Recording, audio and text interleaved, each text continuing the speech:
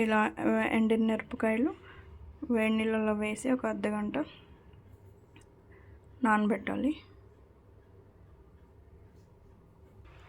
ఎండుమిరపకాయలతో పాటు మిక్సీ జార్లో కొన్ని వెల్లుల్లిపాయలు వేసుకోవాలి. కొన్ని వెల్లుల్లిపాయలు రెబ్బలు వేసుకొని మెత్తగా పేస్ట్ అయ్యేలాగా చూసుకోండి. పాత్ర వేడయ్యాక 1 స్పూన్ ఆయిల్ పోసుకోవాలి. ఇప్పుడు ముందుగా కట్ చేసుకున్న ఉల్లిపాయలు,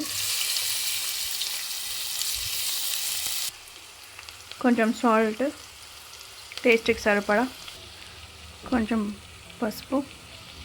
ఇప్పుడు ముందుగా క్లీన్ చేసి పెట్టుకున్న ష్రింప్స్ మనం యాడ్ చేద్దాం.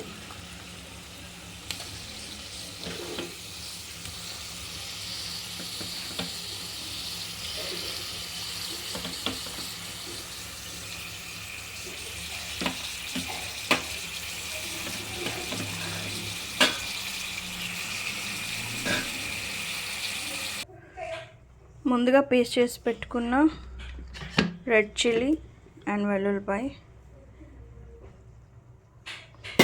ఇప్పుడు అందులో యాడ్ చేద్దాం.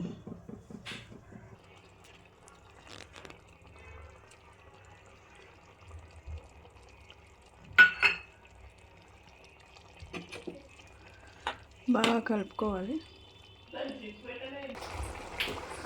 ఉడుకుతున్నప్పుడు కొంచెం కరివేపాకు వేసుకోవాలి. ఇలా ఎంత బాగా వచ్చిందో రంగు, అబ్బా బాబా సూపర్.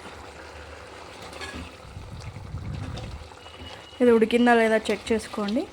ఒకవేళ గ్రేవీలా కావాలంటే ఇప్పుడే ఆపేసుకోవచ్చు, లేదంటే కొంచెం ఫ్రై టైప్ కావాలంటే ఇంకా కాసేపు అయిన తర్వాత కూడా ఆపేసుకోవచ్చు. బాగుంది కదండి చూడడానికి, నోరూరేలాగా.